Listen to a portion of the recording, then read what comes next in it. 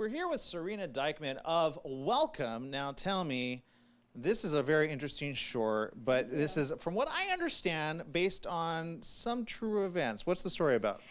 So the story is, it's a short about U.S. immigration, but from a European standpoint, kind of something that is a little less talked about. It's unfortunately inspired by true events that happened to me, but I won't say more. But you got here, that's the important thing. I'm in America now, so it's all good.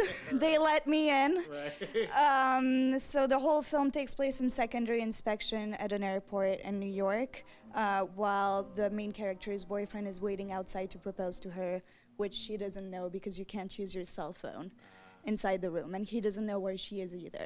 Right. So it has kind of a thriller aspect to it as well. Well, and she goes through like an emotional roller coaster too. It's not knowing a good day for her, for sure.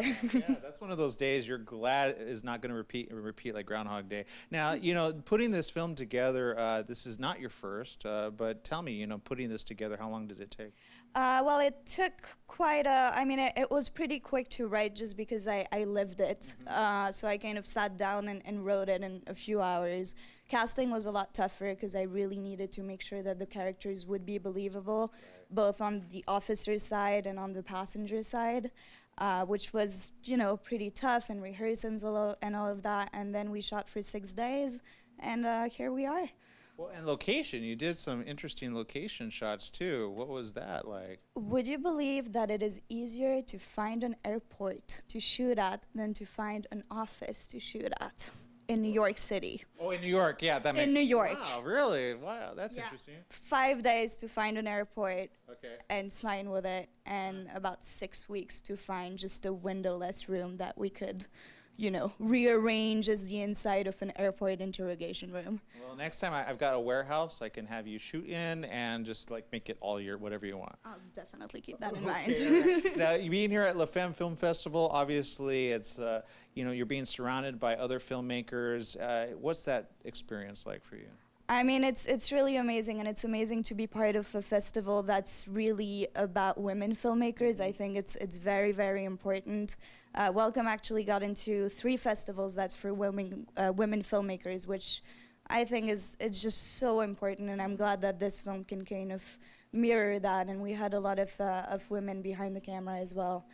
So I'm really happy, and I'm excited to see the rest of the festival and all the films. Well, that's awesome. I know it doesn't compare to Cannes, which you did a little Cannes thing a while back. Tell us about that. We did win a prize of Best Student Film at the Cannes Film Festival Emerging Filmmakers Showcase. This was our international premiere.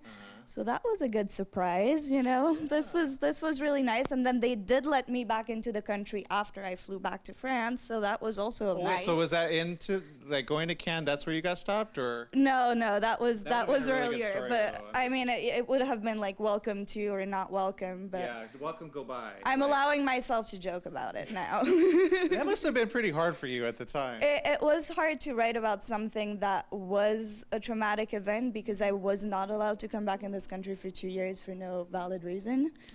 So it was difficult, but I think making the movie was kind of almost therapeutic in a way, because I had as a director and as a writer to justify the actions of the officers and kind of be, to just understand why they did what they did. So it was an interesting process, but I don't think I would have been able to do it if I hadn't been in New York City doing it. Well, that's interesting because, I mean, some people, like, you know, turn their failures into success, but in this case, you know, you turn your, like, crazy story into a story that can be watched and felt by others. Are any other stories coming up pretty soon that I hope there's no, like, other problematic things that have happened to you?